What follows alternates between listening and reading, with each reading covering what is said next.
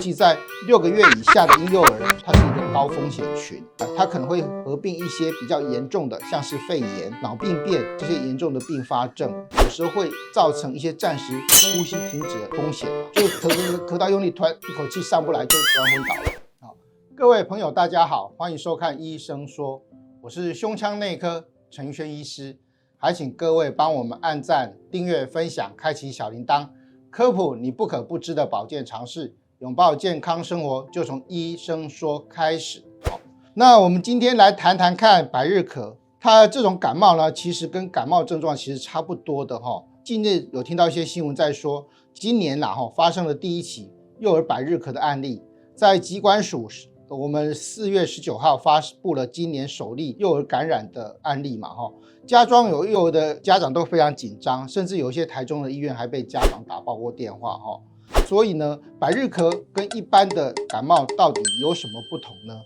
百日咳呢，为什么会有这样的称呼？它的感染力跟一般感冒的咳嗽到底有什么不同？依照我们的传染病防治法，百日咳呢，它现在是一个第3类的传染病，所以我们可以知道它的传染力是非常高的。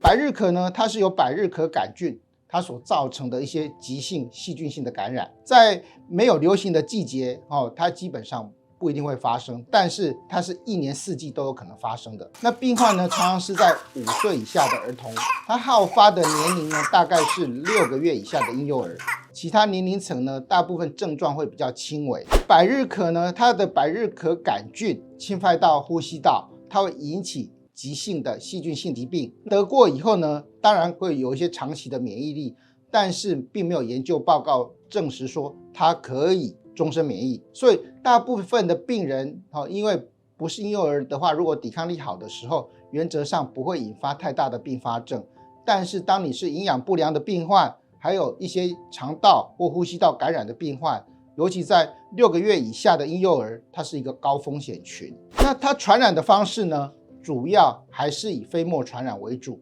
通常它的病菌是由兄弟姐妹或者是父母带回家，散播给年纪比较小的小孩。临床上的症状呢，最明显的是病患咳嗽的声音，主要症状呢，包括第一个黏膜期，它的传染力会比较强，持续呢大概会有1到2周，症状会比较不明显一点，只有像一般感冒的一样，鼻炎啊、打喷嚏啊、轻微发烧，甚至轻微咳嗽，这些类似感冒的症状。第二个，它叫阵发期，症状呢变成阵发性的咳嗽，而且持续会大概有1到2个月，或者是更长。第3个就是到恢复期，它持续会数周到数个月，那发作逐渐减少，变得越来越轻微，甚至可能继续咳嗽个2到3周以后自行痊愈。所以它病程的话，你看这样算起来大概就3个月了。所以这样子，所以我们叫它百日咳，就是这个原因。百日咳的历史呢，全球又开始有案例增加吗？1922年美国开始传出百日咳，1938年呢，它的通报案例达到最高了1949年开始它有疫苗。那所以我们来看一下它的流行病学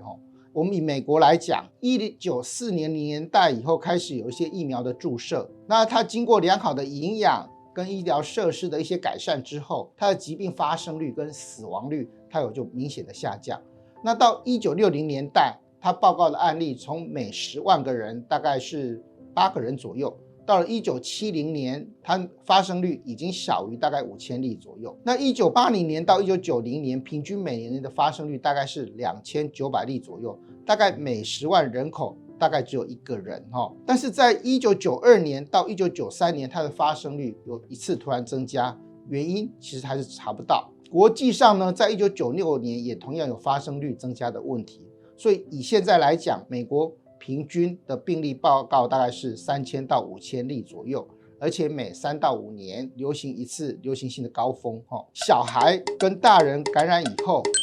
它的状况会有什么差异呢？一般来讲，新生儿或者是婴幼儿的感染会比较严重了那如果咳嗽超过2周以上，我们就必须要就医检查是否有感染一些百日咳。那避免婴幼儿感染，它可能会合并一些比较严重的，像是肺炎、脑病变这些严重的并发症。那百日咳它早期的一些症状其实跟感冒类似了但是症状越来越严重的时候，有的声音会变得比较急促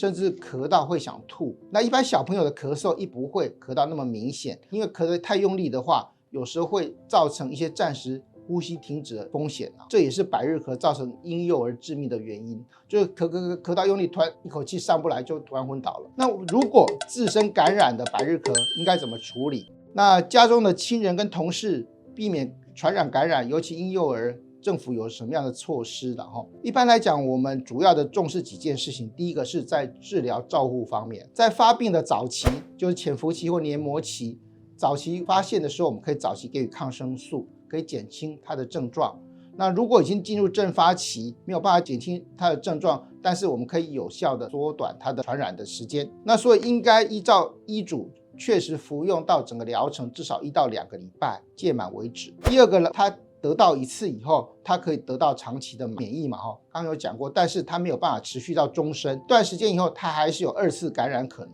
那一般来讲，传染期的话，在黏膜期在早期未出现的时候，它就有高度的传染性，所以它才会是第3类的传染病。之后的话，它传染力会逐渐降低，大概3周以后，纵然病人有持续的咳嗽、痉挛或者是吸入性的一些喘鸣声，就已经不具感染性了那一般来讲，没有经过抗生素治疗的患者呢，它持续期它是从黏膜期早期到阵发性咳嗽出现到3到5周为止了那如果你有服用一些红霉素或一些抗生素之类的药物的话，它传染期大概只需要服药5天以后，它的传染期基本上就下降得很低。潜伏期呢，一般大概是9到10天。范围呢大概是6到20天左右，很少超过14天的啦。所以政府呢，如果有发现有百日咳的病人的话，他必须要做一些防治的工作。所以像是个案接触者跟周边环境都必须要做处理。所以为了病情来扩散，如果有接到疑似通报病例以后，除了把病人跟 SARS 那时候或者是我们 COVID-19 一样，必须先隔离，然后他的环境我们要做清消。他的接触者呢，我们必须要采检之后，就是请他自我去做监测。那甚至呢，有些病人我们要早期的做一些预防性的投药，避免造成一些群聚的感染。对个案方面，对感染者他必要的处置，第一就刚刚讲到，必须要隔离，避免他跟婴幼儿，尤其是那一些没有经过接种百日咳相关疫苗的婴幼儿，直到他服药5天以后的抗生素，他没有传染力的时候才可以接触。那一般高危险群，它的定义来讲的话，它如果是小于1岁以下的婴幼儿，因为他没有打过疫苗，没有免疫力，而且他没有办法有自主行为能力或者是自主管理。然后如果说感染以后，他有时候会加重他本身的一些疾病的严重度，像是有一些免疫功能低下，或者是免疫功能不全，或是一些比较重症的患者。一般来讲，你如果说高危险暴露的族群，就是说你跟他比较密切接触的这些，如果有直接接触还有照顾病人的人有像医护人员或刚分娩的一些母亲还有儿科医师跟妇产科医师，这些也都必须要经过采检或是自我监测那其他的像小朋友，如果是婴幼儿在那个托儿所的话，这时候呢，这些相关的人员也必须要做采检。它的治疗方式或者怎么样预防呢？我们来讲的话台北市卫生局的话，以它的网站来讲，白喉百日咳它是有一个叫5合1的疫苗，它是公费提供给婴幼儿在出生满2个月、4个月、6个月、18个月接种，一共是4剂所以只要是定期接种疫苗的话，原则上就是一个安全的。当然还有一些减量的破伤风白喉，一些非细菌性的百日咳混合性的疫苗，它可以自费接种。一般来讲我们的话在疾病卫生署的管制局里面呢，我们去查到说，如果你完整接种的小孩呢，95% 可以维持10年左右的效果。自费接种的话，它的建议是未曾接种的一些青少年，或者家中有婴幼儿或孕妇，可以自费接种1剂减量的破伤风跟百日咳混合性疫苗。对于成人的话，因为它的接种史有时候并不是很清楚，这时候他建议是应该先完成3剂的破伤风还有减量白喉混合性的疫苗，前2剂至少要间隔4周，第3剂跟第2剂要间隔6个月。孕妇来讲，不论是以前有没有过破伤风，或者是有减量白喉混合性疫苗或减量破伤风非细胞性百日咳混合疫苗的接种史，每次呢怀孕应该接种1次这个疫苗。那可以在任何的孕程接种，但是